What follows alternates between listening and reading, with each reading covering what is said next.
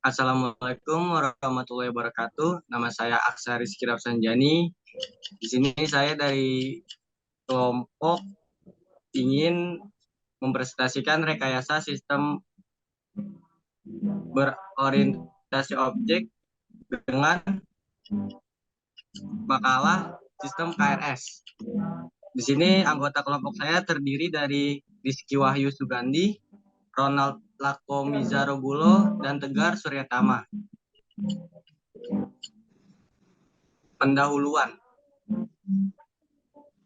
1. Latar belakang.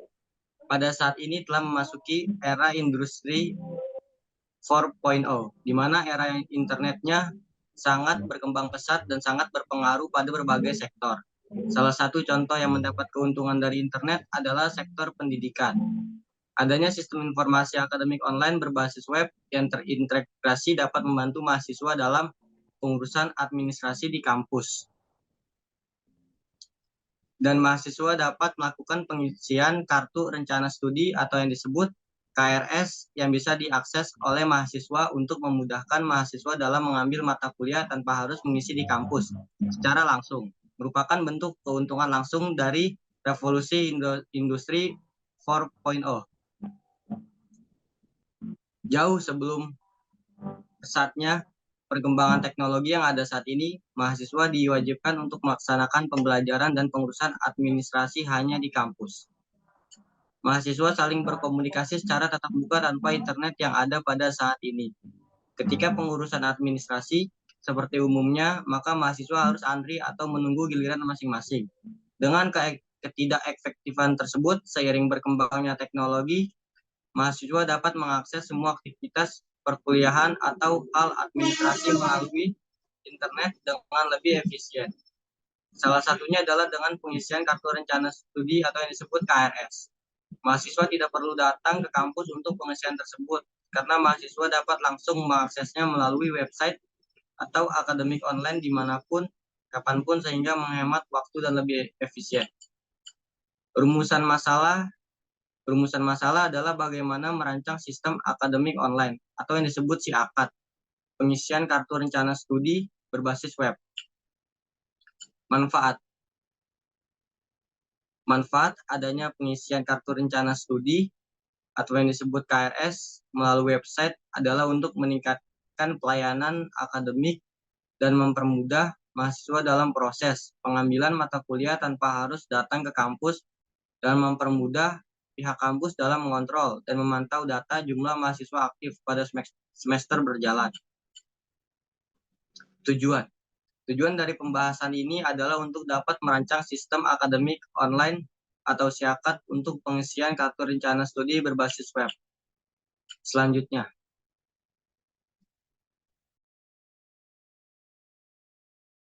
Kemudian yang kedua itu tinjauan pustaka bersama kepustakaan. Di sini kami mengambil dari menurut Jogianto, sistem informasi adalah suatu sistem di dalam suatu organisasi yang mempertemukan kebutuhan pengolahan transaksi harian, mendukung operasi yang bersifat manajerial dan kegiatan strategi dari suatu organisasi yang menyediakan pihak luar tertentu dengan laporan-laporan yang diperlukan. Kemudian yang kedua, sistem informasi akademik. Sistem informasi akademik merupakan salah satu sistem informasi untuk pengelolaan manajemen akademik, mulai dari proses penjadwalan belajar hingga pada penilaian mahasiswa yang dapat diakses secara online baik dosen, mahasiswa, dan orang tua. Kemudian yang ketiga, konsep pemrograman web. Web merupakan fasilitas hypertext untuk menampilkan data berupa teks, gambar, suara, animasi, dan data multimedia lainnya. PHP merupakan salah satu script server slide yang sangat populer yang diterapkan dalam sebuah situs web, di mana situs atau web dapat dikategorikan menjadi dua, yaitu web statis dan web dinamis. Yang pertama, web statis. Web statis adalah web yang berisi atau menampilkan informasi-informasi yang sifatnya tetap. Disebut statis karena pengguna tidak dapat berinteraksi dengan web tersebut. Nah, kemudian yang kedua, web dinamis. Web dinamis adalah web yang menampilkan informasi serta dapat berinteraksi dengan pengguna. Kemudian bagian B, metode penelitian. Yang pertama, metode pendekatan sistem. Metode pendekatan sistem yang digunakan pada penelitian ini menggunakan metode terstruktur, yaitu suatu proses untuk mengimplementasikan urutan langkah untuk menyelesaikan suatu masalah dalam bentuk program. Pendekatan terstruktur adalah menulis daftar perintah yang harus diikuti oleh komputer. Kemudian mengorganisasi perintah-perintah tersebut ke dalam kelompok-kelompok yang dinamakan fungsi atau prosedur. Meskipun demikian, setiap fungsi dapat memiliki data yang bersifat lokal dan punya kelemahan juga di pendekatan struktur ini adalah pada data global pada program yang berukuran sangat besar, sangat sulit untuk dilacak. Kemudian di sini digunakan sistem development life cycle atau SDLC waterfall. Penggunaan SDLC yang memadai akan menghasilkan sistem informasi yang berkualitas. Penggunaan SDLC akan lebih optimal jika dilengkapi dengan dengan berbagai teknik pengembangan sistem. Siklus hidup pengembangan sistem atau SDLC adalah metodologi untuk merancang, membangun, dan memelihara informasi dan proses sistem. Terdapat banyak model SDLC. Salah satunya adalah model waterfall yang terdiri dari 5 tahap untuk secara berurutan diselesaikan dalam rangka untuk mengembangkan solusi perangkat lunak. Yang pertama ada analisis sistem atau sistem analis, di mana di dalam tahapan analisis sistem ini memiliki langkah sebagai berikut. Yang pertama menganalisis data. Data yang dibutuhkan dalam sistem ini adalah data inputan. Data inputan merupakan data master meliputi identitas universitas, data fakultas, data program studi, data kelas, data kurikulum, data mahasiswa, data dosen, dan data ruangan. Kemudian ada data proses atau transaksi, di mana data transaksi merupakan data hasil dari proses relasi dan inputan yang meliputi data KRS, data KHS, dan data pembayaran. Kemudian data outputan. Data keluaran yang dihasilkan adalah cetak kartu KRS dan KHS, kartu ujian, serta presensi perkuliahan. Kemudian desain. Pada tahapan ini, deskripsi dari rekrutmen yang telah direkomendasikan diubah ke dalam spesifikasi sistem fisikal dan logikal. Yang pertama, logical design. Bagian dari fase desain dalam SDLC, di mana semua fitur-fitur fungsional dari sistem dipilih dari tahapan analisis, dideskripsikan terpisah dari platform komputer yang nanti digunakan. Hasil dari tahapan ini adalah yang pertama, deskripsi fungsional mengenai data dan proses yang ada dalam sistem baru, dan juga deskripsi yang detail dari spesifikasi sistem yang meliputi input, output, proses, dan physical design. Kemudian pada bagian ini spesifikasi logikal diubah ke dalam detail teknologi, di mana pemrograman dan pengembangan sistem bisa diselesaikan. Adapun output dari sistem ini adalah deskripsi teknikal. Deskripsi yang detail dari spesifikasi sistem meliputi program, files, network, dan sistem software.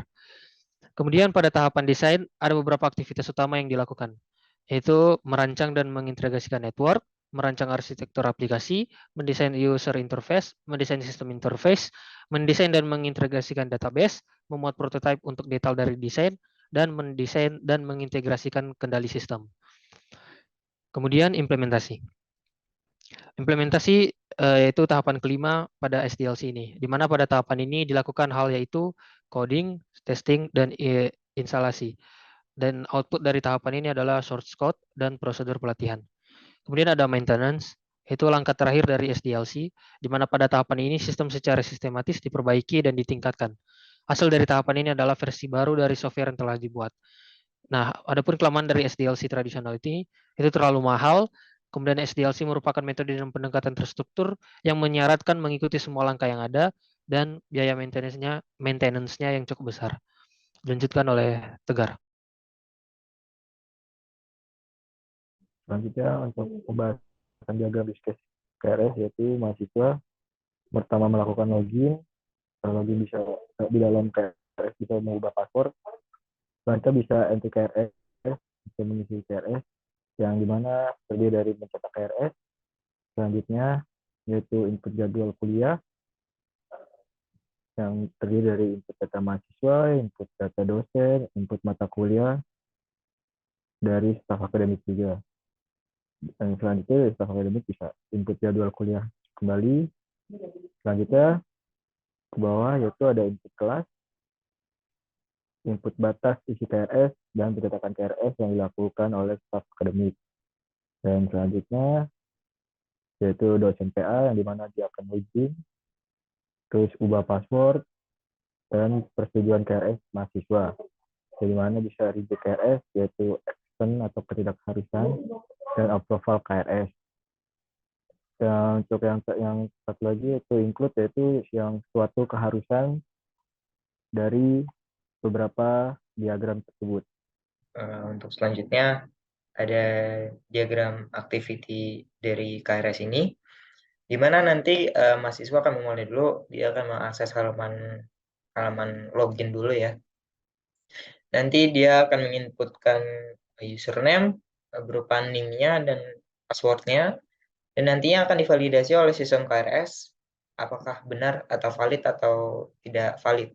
Misalkan nggak valid atau ada yang salah dalam password atau username-nya, akan menampilkan kembali pesan kesalahan dan akan memuat kembali halaman login. Tapi kalau valid, dia akan menampilkan menu utama dari sistem akademik online itu sendiri, dan nantinya mahasiswa bisa menginput KRS dengan mengambil jadwal mata kuliah ya. Jadwal mata kuliah itu bisa berupa ruang, jam, kelas, nama mata kuliahnya gitu.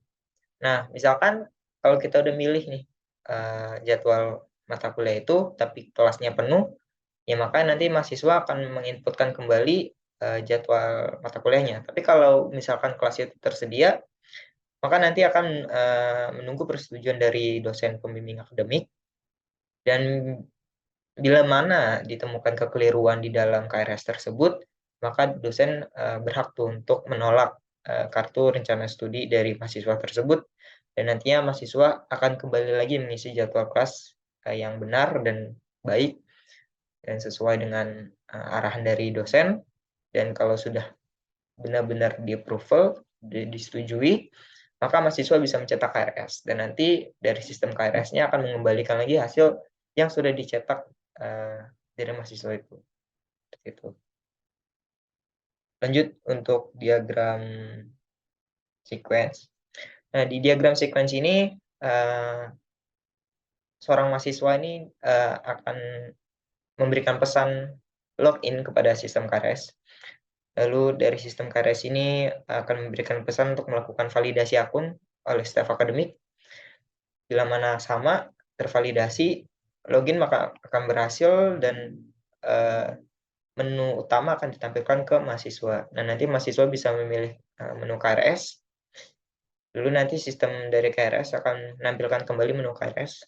Dan nanti dari mahasiswa mulai itu memilih jadwal mata kuliahnya. Dan bila submit berhasil, ya maka submit akan ditampilkan. Dan nanti sistem KRS akan menunggu approval atau menunggu persetujuan dari dosen pembimbing akademik. Jika sudah menunggu approval gitu, nanti mahasiswa akan menerima notifikasi approval. Nanti mahasiswa melanjutkan lagi tuh melihat data yang sudah di-approval. Dan kalau sudah, ya udah KRS-nya di-approval, disetujui. Tapi kalau KRS-nya di-reject ya, maka nanti dosen PA akan memberikan pesan alasan kenapa KRS itu tidak disetujui kepada sistem. Nanti sistemnya akan dibaca lagi sama mahasiswa.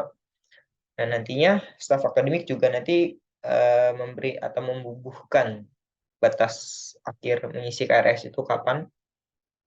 Dan nantinya mahasiswa bisa tuh melihat daftar SKS yang sudah dia pilih. Lalu kalau semua KRS-nya udah oke, sudah disetujui semua, maka mahasiswa bisa melakukan cetak KRS di sistem KRS. Nanti di sistem KRS itu bakal mengembalikan kembali hasil KRS yang telah dia cetak.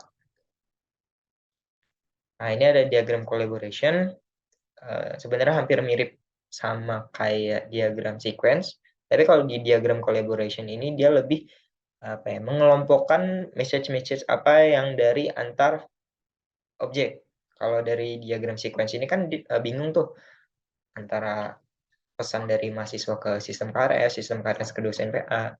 Nah, dengan ada diagram collaboration ini, pesan-pesan yang akan disampaikan dari mahasiswa ke sistem itu jelas gitu, terkelompok. Misalkan dari mahasiswa mau ngirim pesan ke sistem KRS. Oke, pesan yang dibawa apa? Login, menampilkan menu KRS, mengambil jadwal mata kuliah, melihat data approval, melakukan pencetakan KRS. Dan nanti dari sistem KRS juga bakal menampilkan pesan kepada mahasiswa, yaitu untuk melihat menu KRS itu tersebut. Sama dari dosen pembimbing akademik juga itu. Dosen pembimbing akademik akan memberikan note ya atau pesan alasan kenapa di reject, kenapa di approval gitu. Nah, nanti sistem KRS juga bakal mengembalikan kembali pesan kepada dosen pembimbing ya, seperti itu ya, menunggu approval dari dosen pembimbing akademik. Nah, dari sistem KRS juga memberikan pesan kepada staf akademik untuk mencari user ketika login, cari mahasiswa untuk nantinya sebagai validasi kalau login itu sukses, dan juga sebagai reminder atau pengingat untuk batasan isi KRS. Waktu batasan mengisi KRS. Lalu dari staf akademik juga mengirimkan pesan pada sistem KRS untuk menampilkan menu utama dari sistem akademik online. Selanjutnya akan ini merupakan salah satu contoh user interface-nya ya. Jadi ada UI login, login akademik online sistemnya, seperti itu. Kemudian selanjutnya dilanjutkan oleh Tegar. Silakan. Ya, untuk yang terakhir yaitu penutup, dimana dari ini bisa disimpulkan bahwa kesimpulannya yaitu dari hasil sistem pengisian perencanaan KRS akan diperoleh data jumlah kelas dan jumlah dosen terbanyak, dan juga fungsinya sebagai mempermudah mahasiswa atau mahasiswi dalam menentukan jadwal mata kuliah, dosen, dan kelas, sehingga mahasiswa atau mahasiswi dapat memilih sesuai ketentuan yang berlaku di setiap semesternya. Untuk sarannya sih, jumlah mahasiswa yang bertambah setiap tahunnya, seharusnya juga jumlah ruangan dan kelas sebaiknya ditambah. Dan sekian dari saya. Oke, mungkin cukup sekian presentasi yang dapat kelompok kami sampaikan. Mohon maaf jika ada kesalahan atau masih terdapat beberapa kekurangan dalam pembuatan diagram ya, ataupun UI, ataupun pembahasan-pembahasan terkait teori lainnya yang sudah dijelaskan oleh beberapa teman saya. Kurang lebih kami mohon maaf. Sekian dari kelompok kami. Wassalamualaikum warahmatullahi wabarakatuh.